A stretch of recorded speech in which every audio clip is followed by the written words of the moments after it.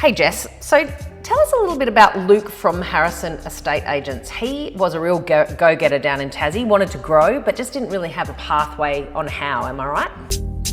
Absolutely, yeah. When the guys at Harrison Estate Agents first came to us, very much like you said, they wanted to get better. I guess it was really understanding what that looked like in their business. And I guess one of the things that we really identified very early on in their business was high amount of listing. A typical real estate business, when it's all said and done, from a high level perspective, wants a process to be able to win more listings and a process to be able to make more sales. And in their particular business, one of the things we were able to identify really early on was that high amount of listings in their business. As a result, high days on market and low sales. And I guess when we looked at the strategy of their plan, we were able to very quickly look at days on market was 75. So how do we reduce that, which then increases sales, which ultimately then impacts on cash flow. So that was the first piece we really looked at in their business. Now this might be a stupid question, but I've been wondering it the whole time. When you reduce days on market, does that mean you're making a compromise on the sale price? That's where my head goes immediately. I might be wrong about that. Perhaps real estate agents know better. Yes. Well, typically, if you look at historically across the country of Australia, long term, the longer a property sits on the market, the less you'll get for it. Okay. And that's proven. So what we really get businesses to understand is the longer days on market, the higher discount rates, the more likely buyers are to probably want to try and discount the price. So there's no question that making sales, I'll talk about this a lot in businesses, between 15 and 30 days is that ideal time frame, which you can get better prices for your clients. So in the business over in Tasmania, for example, 75 days on market meant extended time on market.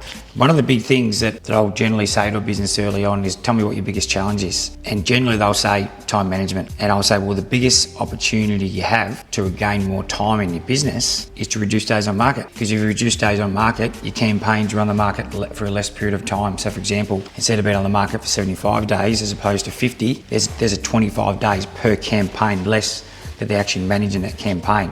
So time, effort. So there's your time. Yep. Time back. So they've been a huge case study. But I guess the big part there was the implementation strategy of what that needed to look like day to day.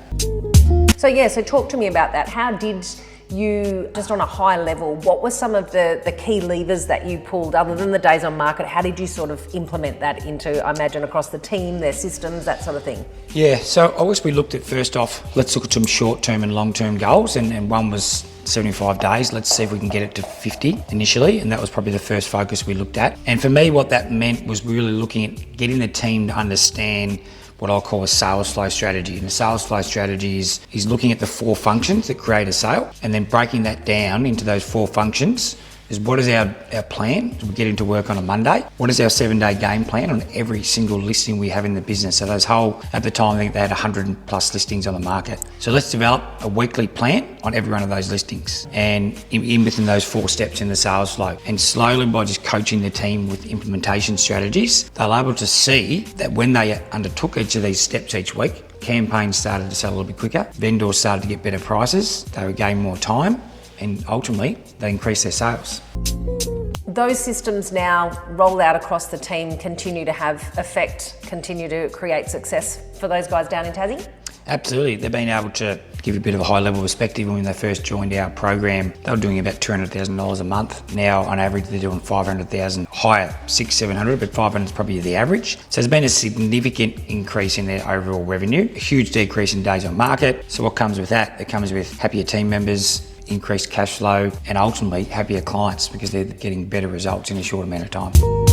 So if your business is in a similar position where you're struggling to make listings or make sales, we're opening up places in our leadership program. But what we do is we get you together, we do a 2-tiered assessment, and ultimately what you come up with is an implementation strategy to grow your business in the next 12 months. Either send us a DM or book in for a call and we'll talk about the next steps.